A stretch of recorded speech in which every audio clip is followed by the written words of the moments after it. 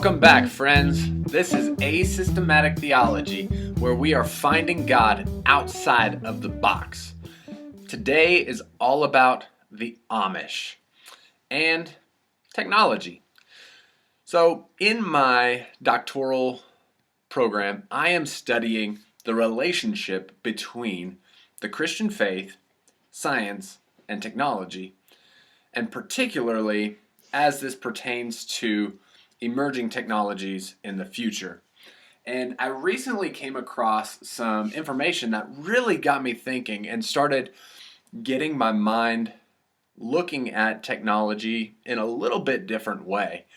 And so the Amish get a bad rap. Everyone thinks they are anti-technology, they are anti-progress, they are anti-anything that is not horses and carriages and bonnets on their head and ancient technology.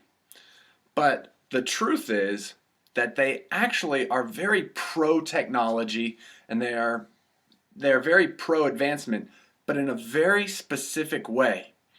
You see, they filter any new technology through the lens of their religion or their relationship with God, to think of it that way. But they also filter any new technology through the context of community. And really they do this by asking three simple yet profound questions. First, does the technology provide tangible benefits to the community or individuals in the community? Number two, does the technology change the relationship of the individual to the community? And number three, does the technology change the nature of the community itself?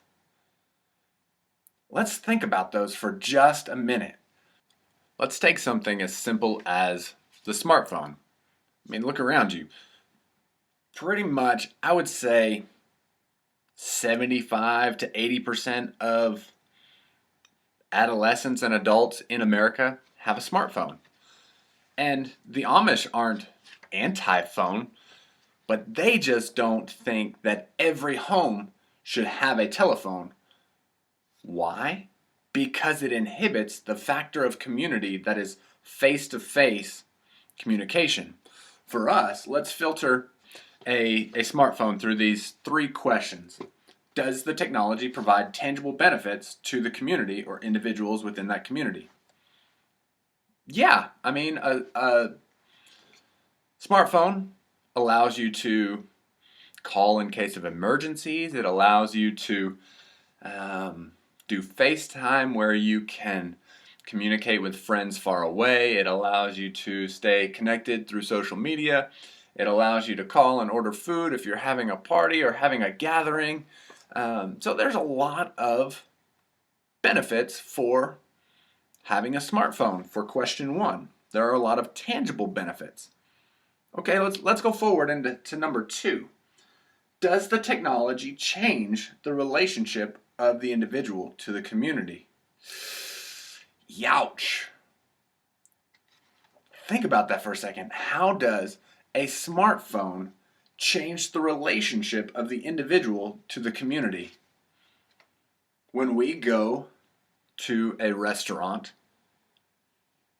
how many times do you look around? You see people at a table that aren't even talking to each other, but they're looking at their phone. Or how many times have you been in a conversation with somebody and they pull out their phone and start browsing Instagram or Facebook or checking their email or text messages?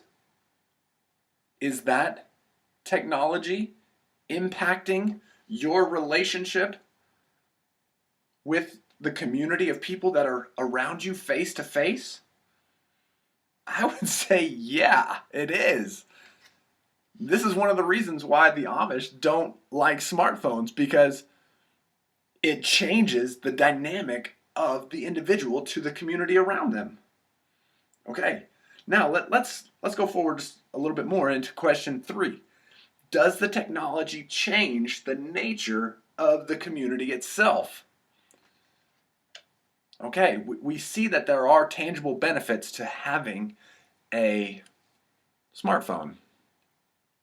But we also see the downside that there is a dynamic shift between the individual and the community.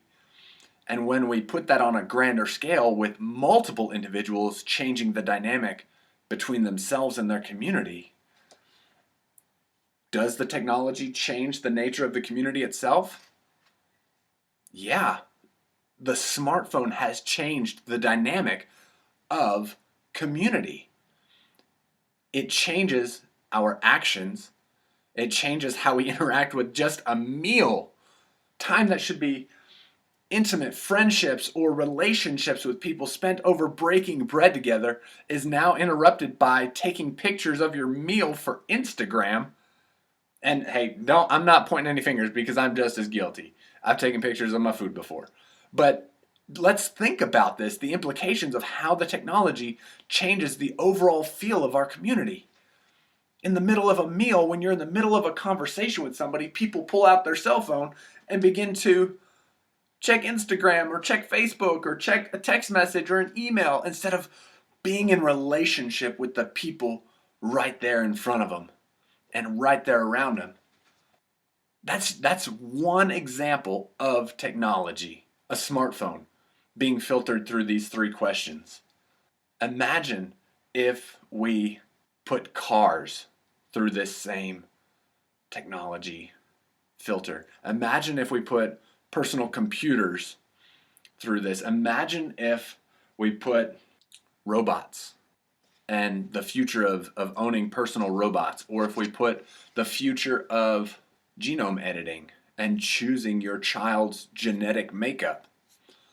Or what if we put, I don't know, there's a million different types of technology that we could put through this filter of really understanding how technology changes the dynamics of our relationship with our community. And this is one of the most important factors for the Amish because they want to preserve the fact of having face-to-face relationships with their community.